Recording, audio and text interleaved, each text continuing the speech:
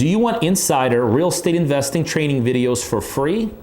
Throughout this video, click the challenge button to subscribe to my free 30-day video series, How I Close Nearly a Deal a Day. Bird dogs, huge. Every one of you needs to have, I don't care if you're a bird dog, you need to have bird dogs, or I don't care if you're an investor, you need to have bird dogs. Okay? You absolutely, positively need to have people bring you deals.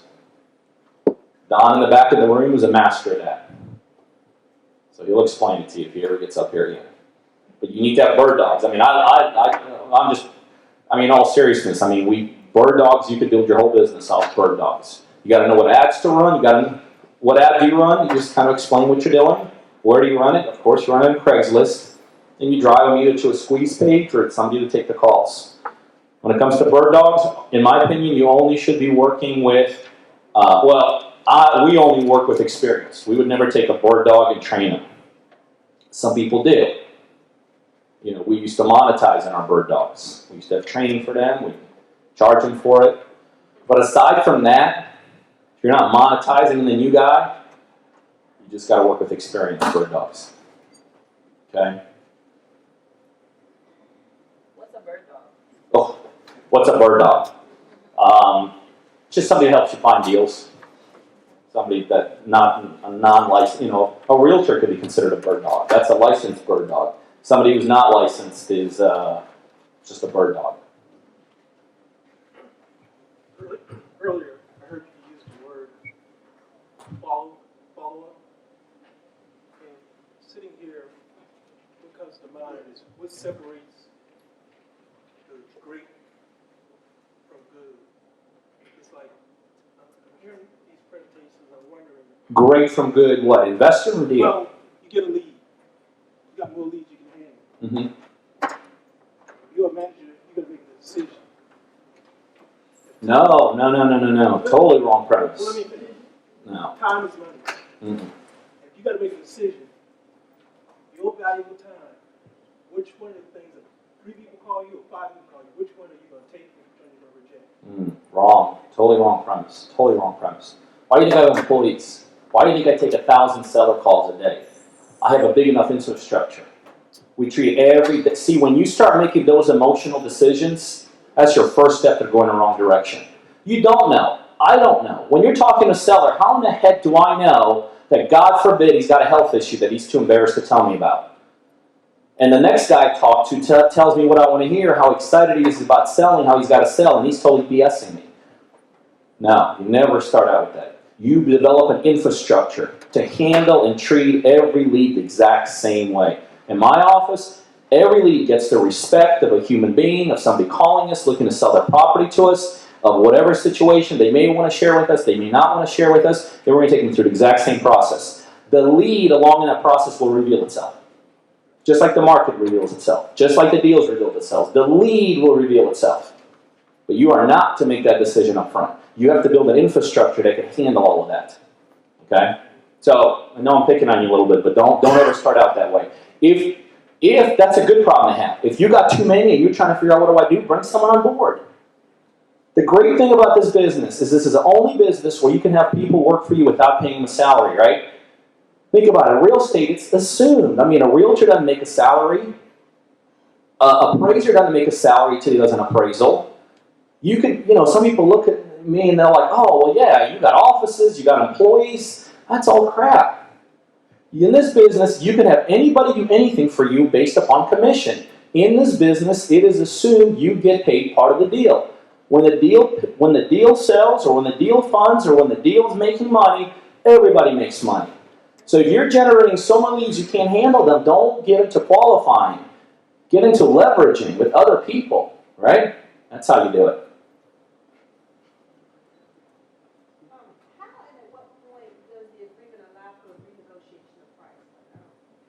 During the due diligence. During the diligence, that's when you renegotiate price. Or you extend your part of your renegotiations is extending that due diligence too. That's why you always have to have cooperating sellers. You always want to disclose. You've got to disclose in this business. One of the biggest problems in this business is that for some reason people are afraid to tell their sellers what they're doing, right? Disclose. Whatever whatever's going on in that deal, you should always be disclosing to your sellers. Because guess what happens then? Then you got a cooperating seller along the way. So then when you do have to extend your due diligence, and the seller knows what's going on in the process, it's very easy to buy yourself another 5 days or 10 days. Don't ever do deals where you're not disclosing absolutely everything. The only people that get in trouble in this business are the ones that do not disclose to buyers or to sellers. Nobody knows what the heck's going on, and then the whole thing caves in, and you're like, well, that strategy stinks. No, your execution stinks. But the strategy is a great strategy, right? Ramon, I'm way past where you wanted to be, right? Time-wise, what do you want me to do? I could talk a little bit about how to build investors out, or I can cut it. You want to take pictures, so we're making sure we get enough pictures of you. He's taking pictures. That's a smart man right there. You want me to talk a little bit about how to build investor databases? Yes, please. Okay. So remember, I talked a little about marketing. Oh, by the way, my office right now, as we speak today, out of the marketing we're doing, we're pretty much living off 2 of those strategies. That's it. So don't think you got to do them all. You know, there's a bunch of other ones that these guys can tell you about. You don't got to do every single thing in one. You know, you just kind of you get out there, you see what's working for you and all that. So on a wholesale model, obviously you guys know it's all about marketing and finding a deal and moving a deal. Who do you move a deal to? You move it to investors, right? So let me just kind of give you a couple ideas how to build very large, very big investor databases. By the way, it could be argued that investor database is more important than the deal. Why? Because the more investors you have, the more wants there are, right? If you got one investor you're trying to wholesale a deal to, you better be in that investor's bullseye. It better be that perfect 4 and 2. It better be in that perfect zip code. It better be that perfect price range. It better be. It don't happen. When you got 1,000 investors, right? Now you can be in 50 zip codes. Now you could be at 60 price ranges. Now you could be in rentals, or you could be empty properties. You could be in fixer-uppers and all that. So you have to spend an inordinate amount of time developing an investor database. When I got started in this business, after I lost a bunch of money, you know, everybody who becomes successful in this business has like the exact same story. You get in, you lose everything, and then you rebuild it again, right? It's like we should stop telling that, because that would be like discouraging me from doing it. Like, oh, does that mean that's going to happen to me? But anyway, so that did happen to me, actually. I did lose a lot. And then I met a very successful investor, and he told me the back end is more important than the front end.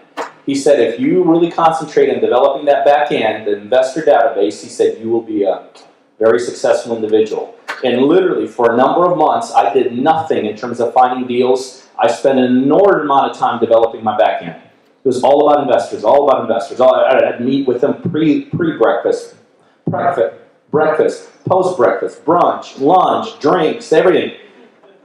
But it's all about that. Because see, your investor database, and the guys sitting back there will verify this, they're more than just people to sell your properties to. They're everything, right? They're everything to you. If you have a big investor database, guess what? If you ever need money, what do? You send an email to the database. Hey, I got a deal for $50,000 in such and such area. I need 50 grand. Who's in? That's how you raise money. If you ever need a partner, where are you going to? You're going back to that investor database, right? Hey, I need a partner in this deal. If you ever need deals, where do you go to? Same investor database. Hey, I'm looking for a 3 and 2 in such and such area. You see? So this investor database, in essence, it could be argued it becomes the heartbeat of the business. Your investor database becomes, it's how Ramon got you guys here. It's how he flips deals to. It's where his partners come from. I'm sure his money people come from. In this business, your investor database is absolutely essential. That's why the investor database, or people to sell properties to, is probably not even a good verbiage, because it gets people thinking buyers, buyers, buyers. No, they're everything. They are the heartbeat of the business. So let me give you a couple quick ideas how to develop big, massive databases. One, the big one, internet search engines. Okay? You get on the internet, you're Googling investor type of terms. Find real estate investors, invest in real estate, we buy houses, real estate cash buyers, invest in REOs, buy short sales, buy apartment buildings. You put in the word where you live, Atlanta behind it. Find cash buyers, Atlanta, Georgia. Boom, you're going to see some cash buyers in Atlanta, Georgia. Invest in real estate, Atlanta, Georgia. You need to be doing it. So you need to be doing the internet. And again, I'm kind of glossing over this just to give you guys the big picture. Google Maps, unbelievable way to find investors. Get onto Google Maps, hit the same thing in their search engines. Great way to find investors. Yellowpages.com, literally in the URL on the very last backslash, change the verbiage to like find real estate investors, invest in real estate. Awesome, awesome way to find it. Craigslist, Backpage, eBay Classifieds, all great way to find investors, right? Go to Craigslist, go to real estate for sale, go to for sale by owner, in the search bar type in the word investor. All the ads, investor-based ads are showing up. Boom, extract those out. Those are all investors. Type in the word fixer-upper in the same search bar. All those are investment-grade ads. Extract all those people, right? Signage. The city is filled with signage. Like bandit signs, right? We buy houses, avoid foreclosure, cash at closing. Anytime you see one of those, you better be writing down their information. Sometimes you can see billboards out there. Jot down their information. Auctions. You should be at every single real estate auction, a foreclosure auction or a private auction. Because guess who shows up with investors? Guess who shows up at these auctions? Investors. Strong investors. Most of them tend to be cash, unless it's some like another one, looking for investors. But those are very strong investors inside these auctions. RIA meetings like this. I mean, I know this is not a RIA meeting, but RIA meeting, Atlanta's filled with RIA meetings, aren't they? Like Georgia RIA, Atlanta RIA, whatever else. RIAs. Social media, you've got to be part of social media. If in today's world you're in this business and you do not know how to partake and utilize and profit from social media, you need to bring somebody on board that does. I mean, all you got to do is go to LinkedIn and type in the word investor. Incredible amount of people identify themselves as investors. A tremendous amount of groups. Facebook, tons of investors or people that have anything to do with investors are on there. Meetup.coms. I mean, just in Georgia, there's an ungodly amount of meetup.coms that have anything to do with real estate investors. See, that's how you're finding them. You're using all these sources. You're finding, first you develop a database. I'll do a little plug, I'll do a little plug. I am exactly what I'm telling you I am. These guys back there will verify it. Everything I'm telling you right now, my office does and my people do. I know it's a very top-down view. I also have a coaching program where I work with individuals. So if you want to get from kind of concept mode to working with me directly, you can go to my website, coachingbypeter.com. Anyway, so what were we talking about? Oh, so first you build the investor database. Then what do? You qualify it. That qualifier is critical. Don't just build aimless lists of people you don't know who don't know you. They're worthless. So then you got to screen that list, right? So you're calling them up and you're building a relationship. You're telling them, you're asking them what they're looking for. Are they investors? Are they money people? Are they looking for partnerships? Do they have access to properties? Do they want more properties, right? So you're qualifying them, finding out about them, telling them about yourself. So that's the second part. First, develop a database. Second step, qualify the database. And here's the third step that kills every single person in this business, except for the successful ones. When you get a property, it is no longer a sale. It's a matching. You're matching. So when you have this property, you better know this database well enough that you don't have to email, you don't have to, now you should still email to build rapport, to increase your footprint in the market and all that. But the properties are sold probably 95 to 90% of the deals I do, that obviously I don't do myself, that my people do, but I bet you 95 to 90% of them are not done through our email list, which we have, are not done through texting, which we do. It's my sales guys, boom, Bob, I got the 3 and 2 that you want, it's in the zip code you want, it's at the price range you want, it's at the construction level you want, it's this, and this. It's a matching business. It is not, wholesaling is not a business of sales. The sale is made in that second step when you're building a relationship. That's when the sale is made. When you're building a relationship with that investor. You're selling him on you, your abilities, your this, you. You're qualifying him on him, his abilities, his. That's when the sale's made. That's when you become buddies. When you get the property, it's nothing but matching. So when you match it up to the right investor, he says, sounds pretty good. Then you ask the $1 million question, which no one ever asks. Bob, what are the steps to you closing the deal?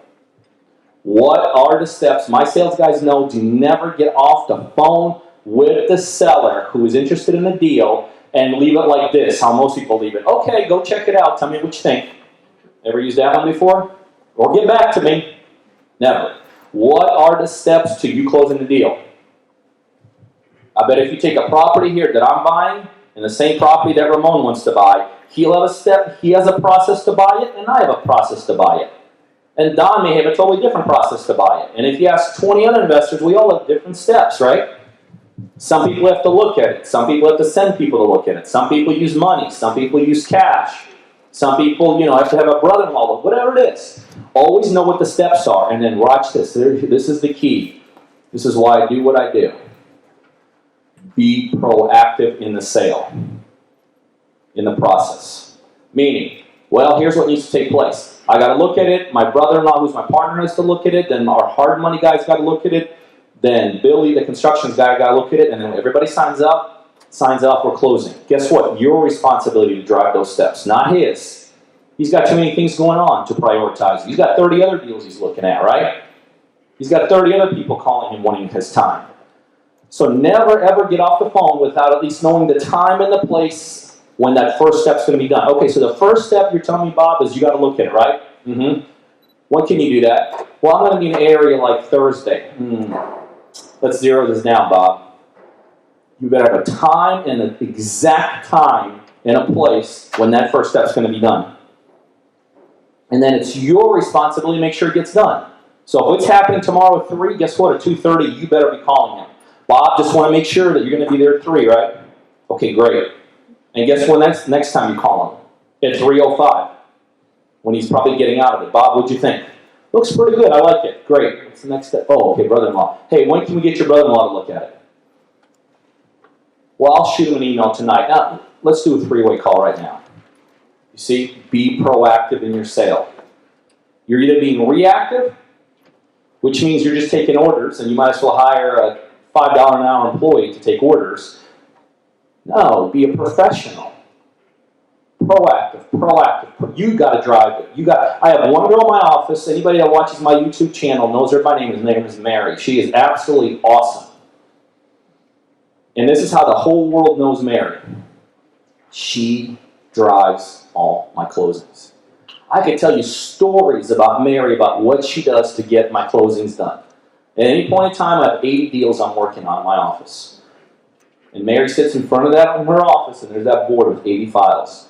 And she is proactive on every deal, over. If you don't have 80 deals going on, you don't need a Mary.